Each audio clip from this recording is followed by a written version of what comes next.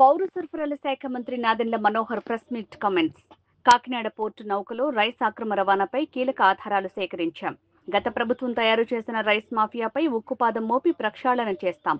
కాకినాడ రాష్ట్రంలో rice smuggling కేసులపై CID దర్యాప్తు చేయాలని ముఖ్యమంత్రి ఆదేశాలిచ్చారు. విచారణలో అన్ని విషయాలు బయటికి వస్తాయి. రైస్ మాఫియాను ప్రక్షాళన చేస్తున్నాం. అక్రమ రవాణా చేసిన వారిపై పీడీ యాక్ట్ పెడుతున్నాం. శ్రీకాకుళం నుంచి చిత్తూరు వరకు రైస్ అక్రమ రవాణాకు గ్రీన్ ఛానల్ ఏర్పాటు చేసుకున్నారు.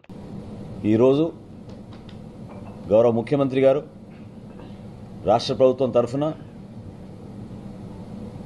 కాకినాడలో జరిగిన సంఘటనలు, ఈ రాష్ట్రంలో జరుగుతున్న పీడీఎస్ కేసులపైన, పీడీఎస్ స్మగ్లింగ్ పైన మేము నమోదు చేసిన కేసులు, వీటిపైన సమగ్రంగా విచారణ జరగాలనే ఉద్దేశంతో సిబిసిఐడి ఎంక్వైరీని గౌరవ ముఖ్యమంత్రి గారు ఆదేశించారు.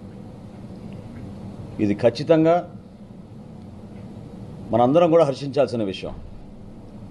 పారదర్శకంగా, నిజాయితీగా పరిపాలన ఒక మార్పు ఉంది అని చూపించడానికి కోసం మేము అహర్నిశలు చేస్తున్న కృషిలో భాగంగా ఇంకా సమాచారం బయటికి రావాల్సిన సందర్భం వచ్చింది. కాబట్టి తప్పకుండా ఈ సిబిసిఐడి ఎంక్వైరీ దోహదపడుతుందని మా పౌర సరఫరాల శాఖ నుంచి మేము మనస్ఫూర్తిగా ముఖ్యమంత్రి గారికి, గౌరవ ఉప ముఖ్యమంత్రి గారికి ధన్యవాదాలు తెలుపుకుంటున్నాం.